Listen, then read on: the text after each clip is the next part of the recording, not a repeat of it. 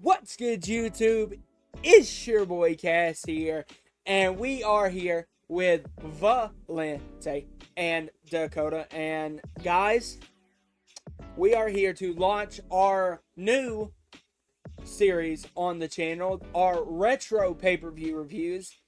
And quick disclaimer, guys, if you want a pay-per-view reviewed, one thing you need to do is to look below this video, look at the join button on the channel, and join with the membership feature, and then we'll be able to get in touch with you for you to recommend what retro pay-per-view you would like recommended. So Valente, what retro pay-per-view was our first one to review? Up first, we got NXT Takeover New York 2019, recommended by our guy PJ. Shout out to PJ. Yeah, shout out PJ. PJ's been cool. Definitely people. Shout out PJ. That's my dog. So this was actually a really good show, guys. 5 matches, and I actually really liked the show, and we're gonna get into match number 1, which was the War Raiders taking on Ricochet and Aleister Black. I just want to add in, I know it's a little side context, but I didn't really watch a lot of NXT. This was also really good, and I told PJ this when he recommended it. I didn't really watch a lot of NXT during this time, so all these matches I saw during this show was completely like something I have never seen. So it was actually really great. So I just want to add in that context. Now, for me and Valente, we actually watched the show live, but we hadn't seen it. We hadn't seen it since, so it had been like a good 6 years since we had seen the show. So watching it gave like a lot of flashback memories, and I even caught some stuff that I didn't even remember.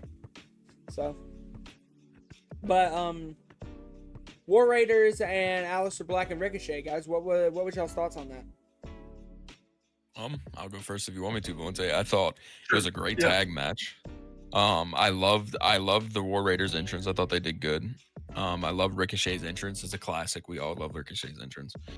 I think really the War Raiders just did phenomenal. I'm gonna be honest. I like the way that they were teaming up. They were doing great. I love the grappling at the start of the match was good. Just an overall good tag match. You know, it felt like a really, really nice tag match, and they were able to win it. But I'll go ahead and give you my rating when you want me to. But overall, it was a good match for me. Yeah, we'll get to that. We'll get to that after everybody goes through their opinions. All right, Valente, we'll have you go, and then I'll go. Yeah, so for me, one of the things that like stuck out immediately is I honestly didn't believe that Aleister Black and Ricochet weren't fit together to be a team. Like usually when I think of the tag teams, I feel like all of their characters or their gimmicks kind of fit, and these two kind of just felt like polar opposites. The good thing about it is that they were both so fun to watch, and their styles were high paced enough to where the lack of meshing characters and whatnot made it better to watch, being that they were so high paced, and it kind of made you forget about that. But they're always fun to watch. I felt like they were really like a good tag team for like the first quarter of 2019, I think it was, because I remember watching them at Fastlane Live in Ohio. I think it was. They were still a tag team. The commentary team, I feel like they also validated what I said about their characters and how they didn't fit, being they challenged for the tag titles 3 different times in a week and didn't win any of them. But I love the match. It was super fast paced throughout the whole way. You know, you got 2 big guys who move, a lot quicker than what most big guys usually can. This was prime War Raiders for me. I don't think we've seen as good out of Hanson and Rowe or Eric and Ivor now. So this was like watching peak War Raiders and then also peak Aleister Black and Ricochet. So yeah. Well, for me, this is what I thought about when I looked at it. Is I looked at the other matches on the roster. Other matches on the card. And I feel like this was the perfect match that they chose to open, because it got the crowd excited, got the crowd on their feet, because there were some really, really cool spots in this match. Of course, Ricochet is gonna death-defy every time. Yeah. And also And to add into that spot thing, if you don't mind me, when they, I don't know if y'all remember, but when they emoted Ricochet and Alistair at the same time, that was yeah, super cool. yeah. So like, That's something I did a lot. I feel like the match placement on the card was perfect, and in my opinion, a good opener really sets the par for a good show. So overall, I think that's really good. And then, all things considered, really good match, really good opener. Coda, what's your rating? And then we'll all go in order. Well, my rating actually really set, like you just said, it really set the tone for my expectations of the card for NXT Takeover New York. But my rating for this match was a 3.5 out of 5. Mm-hmm. I thought it deserved a very decent rating because it was really good. The whole match was really good, especially for a tag match. And a lot like Valente said, the commentary was good. Commentary was great all night. So mine was a 3.5. Valente, what was yours? I actually gave it a 4, and like Cass mentioned, it was like a great way to open the show. It got the crowd involved, and I feel like for me, sometimes when the crowd is involved, it gives me a better perspective on the match, just because sometimes there are things that I might not be picking up on that other people do. And like the overall hype that's generated from it really influences my rating. So I gave it a 4 out of 5. I really did like the tag experience and chemistry of Hanson and Rowe, Eric and Ivar, and kind of the like inexperience of Black and Ricochet. So I gave it a 4 out of 5. I really thought it was like I said, a really good opener. Now, so that's 3.5 from Dakota, 4 from Valente, and 4 from myself. Let's head into the next match, which is the original bro Matt Riddle taking on the Velveteen Dream for the NXT North American title. All right, guys, so diving in to the second match of the night, which is the original bro Matt Riddle challenging Velveteen Dream for the North American Championship. Who wants to go first to explaining what happened in this match, their opinions? I can go if you want. You want to go? I don't. Yeah, I think we'll keep the same order. Okay. Yeah, we'll keep the same order. So, I really enjoyed it. As I did see a lot of Matt Riddle in WWE. The side of WWE I saw was not the side of NXT Matt Riddle. The NXT Matt Riddle really surprised me. The starting off of the match, the promo package was fire. I love the song they chose. Overall, Velveteen's outfit was fire. The attire, the whole Statue of Liberty stuff, I thought was really creative. It was really at the start, it was kind of like a comedy fest. So I was like, oh, this match is probably going to be like, you know how they were doing at the start of the match. I thought this match was going to be like, kind of like a funny match. It wasn't going to be that serious. Well, shit took us like a turn. It ended up being a really good match, a really good back and forth match. I thought I love that.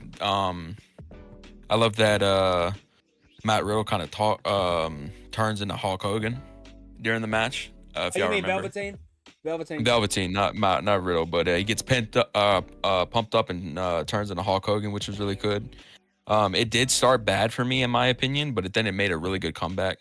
But he was able to pull off the win with a roll up and retain the title, which I thought was good.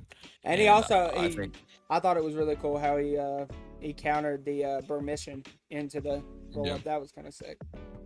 And the grappling in the match was really good. They really performed well. Matt Riddle was putting belt to ass there for a minute. I was really thinking that Matt was just gonna pull this one out because he was having the upper hand of the match the entire time.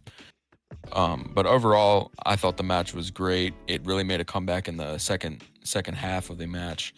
I ended up giving that match a 4.0. All right, Valente? Okay, so I'm just gonna start, with my background with them. Matt Riddle is someone who I enjoyed watching a lot before he got fired, because he has the style that I really love, which is like the mix of MMA and then the traditional wrestling style. And that's the style that I really like resonate with, that I enjoy the most. Velveteen, I didn't really get a chance to watch much of during his time. I don't really know much about him other than this match. I, like Dakota said, I really liked his entrance. The attire was pretty cool. Into the match, though, I wasn't the biggest fan of this match compared to you two. I thought it was like a super slow paced opening, and not to mention that it was kind of controlled by Matt Riddle like 80% of the time. At least in the way I saw it, it felt like an 80-20 Matt Riddle like control the whole match, and then Velveteen came back in the end and hit his couple big moves, and that was it. I gave it a 3 out of 5 just because there were some cool moments in there, some comedic moments, and some cool spots. But it definitely wasn't my favorite match. I gave it a 3. I can understand how you could get like that because, like me watching a lot of Riddle and Velveteen, this, at least in my opinion, is very on course for Velveteen Dream NXT matches. I think back to like the match he had with Cassius Ohno, the match he had with Aleister Black, the Say My Name match, like the match that really put Velveteen on the map. Like all of the matches really had like dominated by the opponent, and then Velveteen hits a couple of big moves here or there. Like it's kind of like a template for Velveteen Dream matches in NXT, at least earlier on, because this is earlier on when he does the stuff later on with Tommaso as NXT champion. I'm a bit more behind that because then he started being a bit more like even in his matches, but I very much earlier on he was taking a brunt of the action, and then a couple big moves, gets the win against Ono. Couple big moves, gets the loss against Aleister, and then of course gets the roll-up win here against Riddle. So I'm kind of back and forth on this one. I do like the surprise win from Velveteen. As somebody that, like I said, watched the show live and then really didn't remember a lot from this match, took me completely by surprise.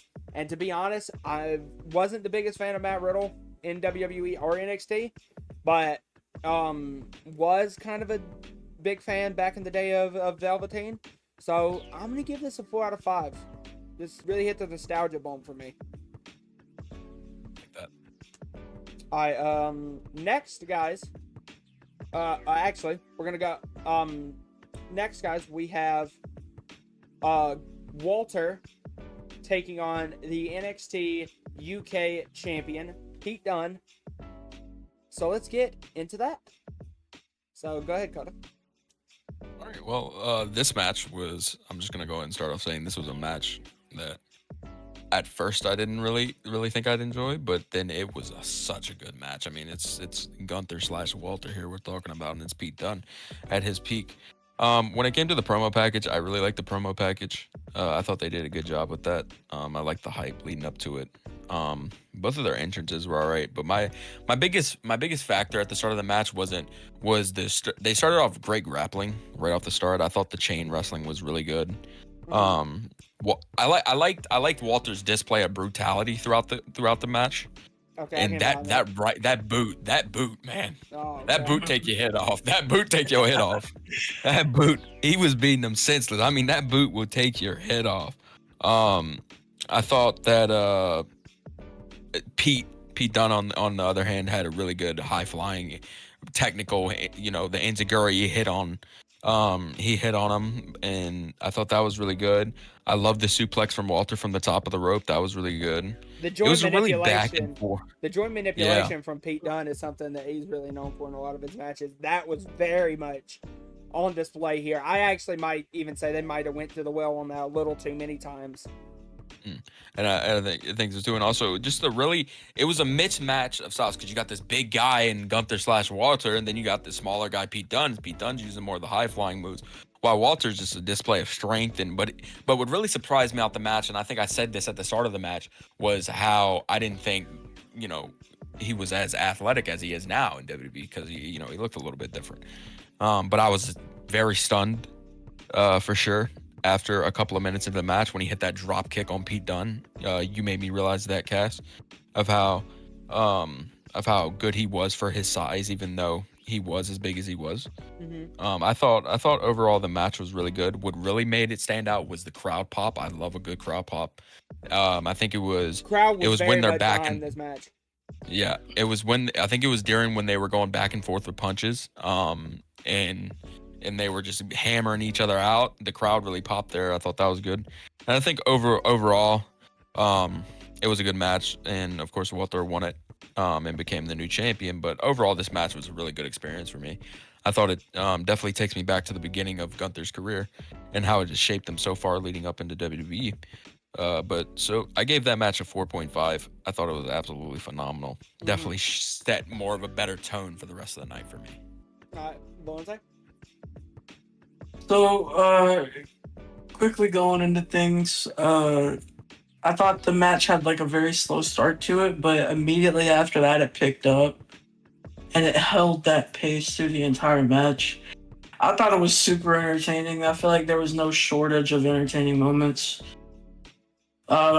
This is probably one of my favorite NXT matches ever, other than the one that we're going to talk about later on the card. I'm just going to call him Gunther, because Walter is a little bit different than Gunther. I think we can all agree, but he's probably one of the most talented, guys that we see in the entire WWE right now. I would go as far as to say the world, but I know a lot of people won't agree with me on that. Pete Dunne's also super fun to watch, and I thought that made this like the perfect matchmaking, like a match made in heaven, if you will. And like Dakota mentioned, the crowd was also like really into it, which, like I mentioned before, helps my rating and feeling of it. Neither of these men are afraid to take a bump. Without a doubt, these guys will take a bump, and yeah, not at all. I really love when they were just slapping each other in the face and the chest, and you could kind of just feel it. It gave it like a very strong style-esque, if that makes sense. Yeah. Unlike the previous match, though, it felt back and forth. It honestly felt like the first true 50-50 match. Actually, not the first, but it felt like a 50-50 match in my eyes, and that's my favorite, is whenever like you can't really tell who has the upper hand at all. It had a really good ending, and I gave it a 4.5 out of 5. So actually, guys, this is the first match where we all agree on the rating. This match was very close for me in getting the 5 out of 5, which would have been just newsflash, future flash, the best match on the card. But Walter and Dunne was a match I remember even back in the day loving, and Walter and hopefully somebody ends up recommending it in the future, but a match that would be loved, to it being that Dakota and Valente both loved Walter and Dunne. Walter and Tyler Bate for the NXT UK Championship, which I believe is at one of the NXT UK pay-per-views, would be something I would love to end up showing them, because I don't believe either one of y'all have seen that match. Have you? Don't think so. Do not think so.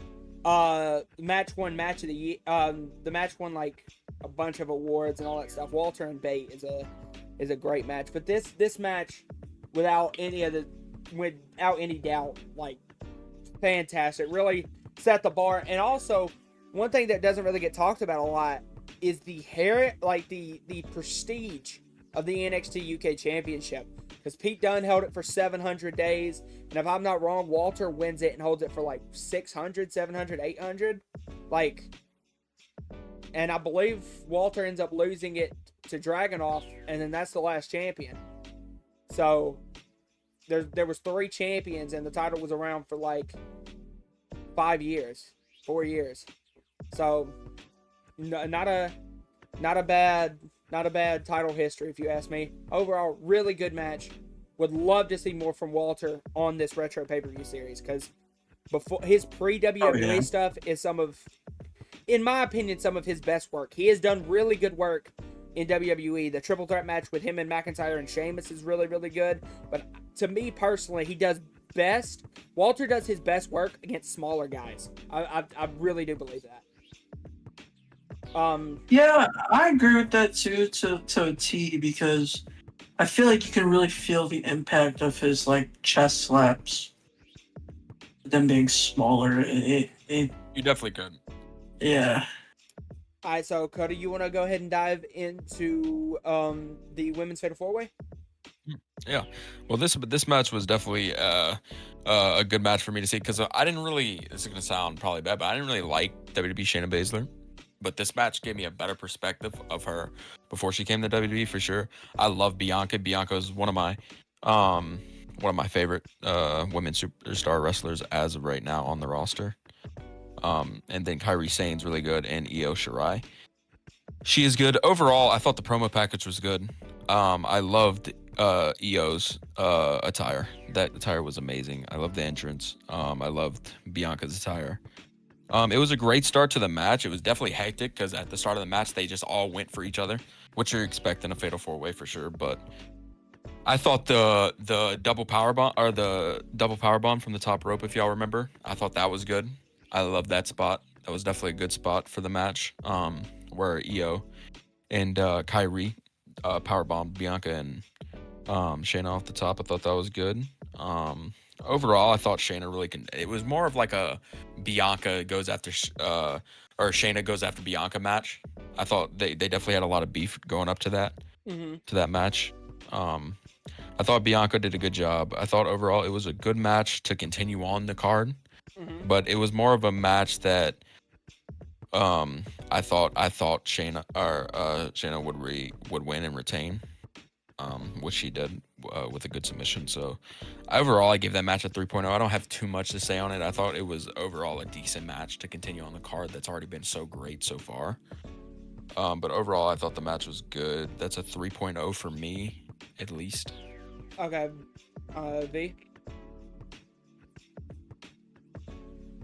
I agree with the rating too. I gave it a 3.5.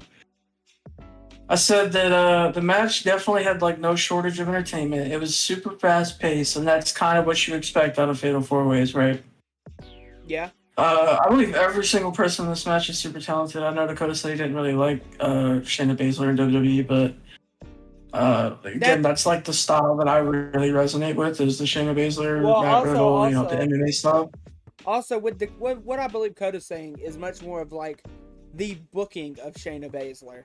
I don't think it has a lot more to do with her as like a wrestler. Maybe I'm hearing him wrong. Or No.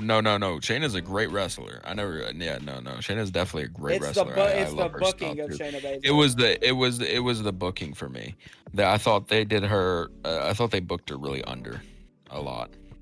Yeah, but me personally, I think NXT Shayna was probably like peak Shayna, honestly. Yeah. Like peak Shayna for me in WWE was her feud with Ronda. I don't know. I feel like that's bottom Shayna. If I'm being honest. You think so? I love the feud with Ronda. I feel like that's the worst. I think they saw two former fighters and kind of put them there, which did make it really good. They did have that. I remember that MMA. They made an MMA match and they did it really bad. Yeah, that match, it wasn't that bad. They tried to have an MMA fight and it was really bad. Well, you can't. But I think that's what sucks. Is you can't. You can't have an MMA fight. It's. You know what I'm saying? It's like it's impossible to do. But like I was saying, I really liked NXT Shayna. NXT Shayna was peak Shayna. Bianca is great. Io Sky is actually my favorite women's wrestler. I know she went by Io Shirai at the time, and then Kairi Sane's great as well. This is what I'll. Yeah. All right, go ahead. Like I was saying, it was super fast paced, and there's a lot of good moments and spots. It was the shortest match in the card, and the pace of the match will help you understand why, but at the same time it surprised you as to why it was so short. But I know they tried to play the angle that Io and Kairi were like the best friends of the match. Dynamic I would have liked them to see like more of is like, oh, I'm gonna turn on you, I'm gonna win this shit. They only did that like once and it just didn't hit the way it should have. The ending was really good. I think that Bianca sold that choke really well. I know you were talking about that too. Yeah. You really couldn't tell if like Shayna was trying to choke the life out of her, so it was pretty cool. This is what I'll say about the match. And I know why they did this, because they had just Shayna and Bianca had just had the one-on-one match, the takeover before this. But I genuinely think that this match might have benefited more just having Bianca and Shayna in, because those two were the ones really with the rivalry against each other. Where I feel like maybe that match with a stipulation added to it or something would have been a better showcase than putting Zayn and Shirai in it just to put them in it. But also, like, we don't have the context of watching the NXT weekly shows leading up. We just have the promo package in the match. So yeah, that's what I was gonna say. I mean, like, but they until you said that just now, I didn't even really remember that they had the previous match. Well, I just feel like that maybe the match would have benefited more from a stipulation. Honestly, I'm really glad that I didn't get that memo, because it probably would have been rated a little lower knowing that. Okay, so I did a 3 out of 5 as well. And now, guys, without further ado, we get to head into what Valente and Dakota have ranked as the best match of the night. So let's get into it. Okay, so starting off with me, I'm gonna go ahead and say this first and foremost. This match was absolutely phenomenal. It might be one of the best matches I've seen in a while. Definitely good to go and to be able to witness it. And I'm a little too late to start to know what it was and to watch it. I'm definitely late to the party. But overall, I thought this match was good. We're gonna start. I thought the promo package was fire. I loved how they did the whole Tommaso adding in with Johnny. In the whole match with it. I loved Cole's entrance. I thought his entrance, bringing out the Undisputed Era behind him, was really cool. To really kind of like a threat type of thing, which ended up happening later in the night, which was good. But I think I already knew how the match was gonna go was the start of the match, the stare down, this kind of they waited in the ring and took in the crowd. You could tell the crowd was really pumped for it. Yeah. Because they really sat there and they waited for it. At the start, I love the grappling. I always love the grappling. Some people might think of it as a slow start, but I think of it as you just know this match is going to be good. I love the chain grappling. The back and forths were great. The double crossbody was really good. That took me by surprise. But the biggest thing was, to me at least, what really stunned me at first was the Johnny spear through the ropes was good. Johnny spear on the apron was good. Johnny really had a lot of spears going on that night. I thought the Avalanche air raid crash on Cole from the top was good. That was really good. He had I think he also had a DDT on the apron, which kind of stunned the hell out of me. That was really good. When Adam Cole, though, my thing with the match was Adam Cole did have a lot more control than Johnny, which could have really taken people down a notch. Maybe thinking they were putting Johnny under. Well, this is at the start of the match. It very much seemed like Johnny was playing the underdog. There we go, the underdog in this match. But it was really halfway through the match that the match really started to resonate with me. Was after I think Adam went up one. Adam went up the first point. Yeah. And then I liked how Johnny was able to come back in a Gargano escape and tap Adam. And finally, I say it all the time, some blood was drawn. We love to see some blood. That was actually really great. I love to see some blood in a match. I liked when they went back and forth with the punches. The crowd, I always love the crowd pop when they do that. It really gets the crowd going. Overall, I thought the match was really good. The back and forth roll up was really good. I enjoyed that. There was a lot of things that I took out of this match. Was for sure that a lot how y'all know about Gabriel Cole and UKW. Well, that's definitely Johnny Gargano here. He definitely kicked out a lot. I can see where they thought they were giving Adam Cole the bad hand. Yeah. I can definitely see, because he did really kick out a lot. I thought that was for sure. Every time, especially in a match, you kind of get a feeling when you think the match is going to be over. through your own insight, but then he just kept kicking out, and it was a really good feeling. The crowd loved it. The 9 count, I really liked that. I liked when Johnny got back in after it was almost a 9 count. Mm-hmm. The table was good, even though it didn't break. I thought that was good. And then when Undisputed Era came out, that was good. I for sure thought that was the end, by the way, when Undisputed Era came out and help Adam. But no, he kicked out again, which is crazy. But overall, I thought the match was good. I thought Johnny Gargano definitely had the least bit of offense that match. More was Adam. But the technical wrestling, the way the match moved, the way the crowd reacted, the commentary was awesome.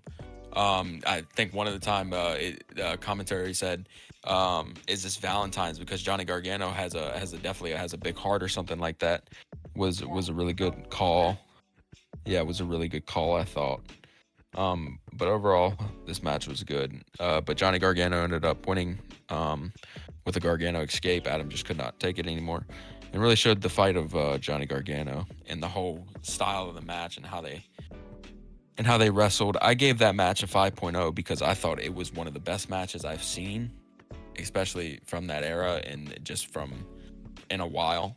Definitely was great that this was recommended for me because I cannot believe I've not seen that match until now. I would definitely say that. So I definitely gave that rating a 5.0. Like, we have a lot of matches coming up on this review that I'm really excited to get Dakota to see, because Coda's a fan since like what, 2014. So 2013. I'm more of the WWE fan. I watched a little bit of TNA stuff like that, but I wasn't too big. I'm completely WWE, which really takes it. So like, he didn't even watch NXT. Like, I'm so excited to show him a bunch. Of course, I know a lot of people from NXT, but I didn't see their matches going from NXT. I didn't see the matches that got them to the main roster. So V, what's your opinion on Cole and Gargano? Yeah, I agree with Dakota. I gave this match a 100%, a 10 out of 10, a 5 out of 5, however you want to put it. It was perfect. Obviously, I do think there were things that they could have done better, but I think it is like the right, kind of send off for NXT Takeover New York. I will say before the match even started, I gave it a 5 out of 5 because I remember this match so much. It's one of my favorite matches ever. Period, under any circumstance. Yeah. So the reason I gave it a 5 out of 5 is I've seen the match before, right? And like Dakota had mentioned, this match actually really heavily inspired my character in UKW, Gabriel Cole. My original logos, back before I believe we restarted UKW, my original logos were based off of Johnny Gargano's like knee pad logo. And obviously I have the Kentucky Sunset finisher, which is the Panama Sunrise from Adam Cole. So those are two like big inspirations of my character, and also like I really loved like the underdog Iron Man aspect that Johnny Gargano was in this match. So that was another big part that I still use to this day. But yeah, we talk about Cody Rhodes and Roman Reigns at WrestleMania 40, I think it was, as a match that was like perfectly overbooked. Like, oh, you had The Rock, you had John Cena, you had Undertaker, you had the Usos, like all these different people come out, and people like to consider that a perfectly overbooked match. I like to feel this way about this match too, because you can see it in the promo package beforehand that Johnny Gargano's walking into this like an underdog. They keep mentioning the boyhood dream on commentary, so it really felt like it was like a mix between like the underdog Daniel Bryan and to finish the story Cody Rhodes type deal. And it was like a mix of like all the great things that you could think of. So I really like the narrative that they were pushing with his Iron Man ish, and it was my favorite match on the card. It was probably my favorite match of all time. I think these two are both incredible in-ring talents. They're great storytellers, and I feel like this match like proved both of those right. Mhm. It genuinely sucks that neither of these guys got a real like chance or correct treatment on the main roster, because Johnny still I got the truly chance. believe Johnny's still signed. Johnny does still have a chance, but let's be honest, they're never gonna give him like a world championship run like he deserves. Johnny should have been a world champion a long time ago. Adam Cole should have been a world champion a long time ago. Now he's in AEW. Now he has the chance to make that right. If he hasn't already. I don't know. I don't watch AEW. But all in all, this match takes the cake. And honestly, if I'm being 1000% honest, it's going to be really hard to find this match in a retro pay-per-view review in this series that beats it. And that's why I'm here, though, right? I mean, I've seen a lot of things, but there's also a lot of things that I haven't seen, and I want a match to beat this. I want to see something that I haven't seen before, and I want it to completely, sweep me off my feet. Funny. Yeah, 5 out of 5. Funny enough, Valente gave it 5 out of 5. Coda gave it a 5 out of 5. Funny enough, I'm not. I actually have this match tied with Walter and Dunn, because to me, I couldn't pick which match between those two were better. I sat here after we got done watching the show, and I sat here for like 2-3 minutes looking at both matches on my little like rating sheet, and I was like, I can't decide which one is better. So you know what? I'm gonna give them the same rating. I'm gonna give Cole and Gargano 4.5 out of 5. The same rating I gave Walter and Dunn, because I think it's more than just you got to look at the matches broadly. Walter and Dunn had the story, the 600-day title reign. Walter's this newly debuted monster. He just debuted in NXT UK. It's the full story. While you have Gargano, the underdog, going against Adam Cole in the Undisputed Era. Like it's the full stories put together. They're different story. Like both of these matches were elite level matches.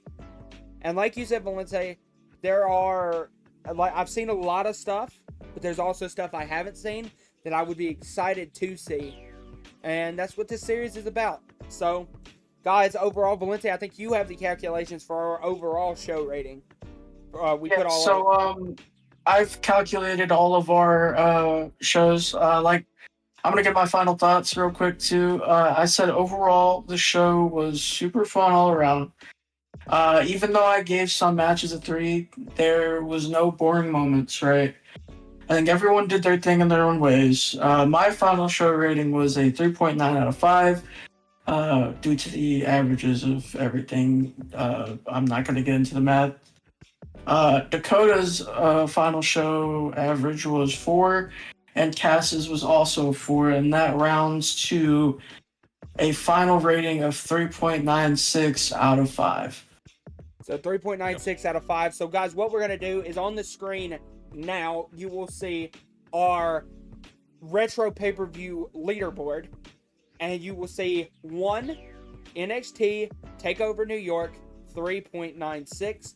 And over the next couple of reviews, the leaderboard will fluctuate depending on our reviews. So guys, if you want to know how to get a episode on this retro pay-per-view review series, then all you have to do is drop below the video, hit the join button, join any tier of our membership features, and you will be able to recommend a pay-per-view of your choice by hitting me up in the Discord server. And unless y'all guys have something else to say, we're gonna go ahead and hop out of here. I do have one more thing to say. Also, if it's not the join button next to the subscribe button, there will be a link in the description where you can join the channel. If you're on mobile, I know that some people on mobile don't get the join button. Also, final shout out to PJ, of course. This was a great show. I enjoyed every second of it. Thank you, bro. And do you know what we're doing next? Yes, I do. Do you want to reveal that? Yes, I'll go ahead and reveal that. We have our review for next week, as Ark has actually requested that we dive in to a really retro event when we look at WCW Halloween Havoc, I believe 1997. I'm gonna get verification on that real quick, but I want to say it is WCW 1997. That would be yes. It's it is in fact WCW 1997. So that's we're gonna be diving into that very, very soon. Next week actually. So if you guys are excited for that, leave a like. If you guys are, yes, WCW Halloween Havoc 1997. So if you guys are really excited for that, leave a like. If you really like it, subscribe. But above all else, guys, I hope you are having a wonderful day. Bye, guys.